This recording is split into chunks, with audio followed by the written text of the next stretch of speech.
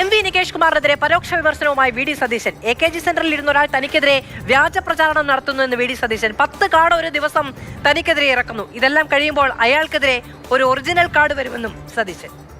KPCC തന്ന പൈസ ഞാൻ അടിച്ചു മാറ്റി. KPCCയുടെ 137, 138 ഞങ്ങളുടെ സംഘടനാ പ്രവർത്തനം നിങ്ങൾ ഫണ്ട് പിരിക്കുന്നതൊക്കെ CPM ഫണ്ട് പിരിക്കുന്നതൊക്കെ അടിച്ചുകൊണ്ട് പോകായിരുന്നു. പിണറായി വിജയൻ 16 കൊല്ലം പാർട്ടി സെക്രട്ടറി ആയിരുന്നപ്പോൾ CPM ഫണ്ട് പിരിവ് നടത്തിയതൊക്കെ അദ്ദേഹം വീട്ടിൽ കൊണ്ടുപോയിരുന്നു. ഞാൻ വീട്ടിൽ കൊണ്ടുവരുന്നു 100 കോടി രൂപ. 137 ഇതുപോലത്തെ പ്രചരണം AKG സെന്ററിൽ ഇരുന്ന് നിങ്ങളൊരാളെ ചുമതലപ്പെടുത്തിയിട്ടുണ്ടല്ലോ, അയാളുടെ നേതൃത്വത്തിൽ എല്ലാവർക്കും അറിയാമല്ലോ, ഞാൻ പറയുന്നതിന്റെ പേര്, എല്ലാ ദിവസവും 10 കാർഡ് ഇറക്കുക. എല്ലാം കഴിയുമ്പോൾ നിങ്ങൾ അയാളോട് പറഞ്ഞേക്ക് അയാൾക്കെതിരെ ഒരു കാർഡ് വന്നിടുന്നത് ഒറിജിനൽ.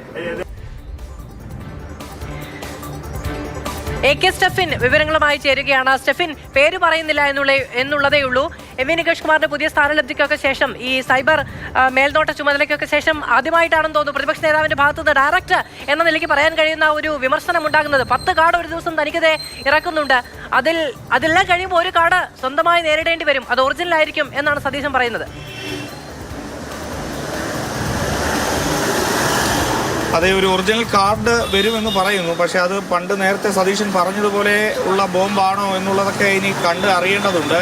ഏതായാലും ഈ തദ്ദേശ തെരഞ്ഞെടുപ്പിന്റെ തിരിച്ചടിയുമായി ബന്ധപ്പെട്ട് CPM വലിയ പ്രതിരോധത്തിൽ നിൽക്കുന്ന സമയമാണ്. CPMന്റെ നേതൃയോഗങ്ങളിൽ പോലും ഈ സമൂഹ മാധ്യമങ്ങളിലെ ഇടപെടൽ അല്ലെങ്കിൽ മുന്നേറ്റം അതൊന്നും ഉണ്ടാക്കാൻ കഴിഞ്ഞില്ല എന്ന തരത്തിലുള്ളൊരു ആത്മവിമർശനങ്ങൾ ഉയരുന്നുമുണ്ട്.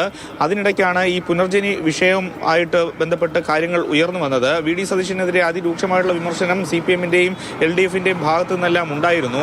ഒപ്പം തന്നെ പലതരത്തിലുള്ള വ്യാജ പ്രചാരണങ്ങൾ, ഈ കാർഡുകൾ അതോടൊപ്പം തന്നെ സമൂഹ മാധ്യമങ്ങളിൽ ഇങ്ങനെ പ്രചരിക്കുന്നുണ്ട്. അതിന്റെ പിന്നിൽ CPM ആണ്, അല്ലെങ്കിൽ പരോക്ഷമായി അദ്ദേഹം പേരെടുത്ത് പറയുന്നില്ല എങ്കിൽ പോലും എം.വി. നികേഷ് കുമാറിനെ തന്നെയാണ് അത് ഉദ്ദേശിക്കുന്നത്. പ്രത്യേകിച്ചും അദ്ദേഹത്തിനാണ് ഇപ്പോൾ അത്തരത്തിലുള്ള ചുമതല നൽകിയിരിക്കുന്നത്. അതുകൊണ്ട് തന്നെ എം.വി. നികേഷ് കുമാറിനെ പരോക്ഷമായി വിമർശിച്ചുകൊണ്ടാണ് വി.ഡി. സതീശൻ ഇത്തരത്തിൽ ഉള്ള കാര്യങ്ങൾ പറഞ്ഞ് വെക്കുന്നത്. പ്രത്യേകിച്ചും കഴിഞ്ഞ ദിവസം നമുക്കറിയാം, വയനാട്ടിൽ ഈ കോൺഗ്രസിന്റെ നേതൃയോഗം നടക്കുന്ന സമയത്താണ് ഈ പുനർജനിയുമായി ബന്ധപ്പെട്ട വിഷയങ്ങൾ ഉയർന്നു വന്നതും അതിൽ കോൺഗ്രസ് ആദ്യഘട്ടത്തിൽ ഒന്ന് പ്രതിരോധത്തിൽ ആയതും.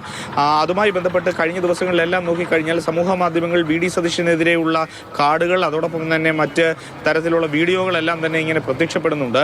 ഇതിനെല്ലാം പിന്നിൽ ഈ സൈബർ ഇടത്തിൽ പ്രവർത്തിക്കുന്ന ആളുകളാണ് എന്നുള്ളതാണ് അദ്ദേഹം പറഞ്ഞു വെക്കുന്നത്. ഇനി എന്ത് മറു കാർഡ് കോൺഗ്രസിന് ഇറക്കാനുണ്ട് എന്നുള്ളതാണ് കാണേണ്ടത്.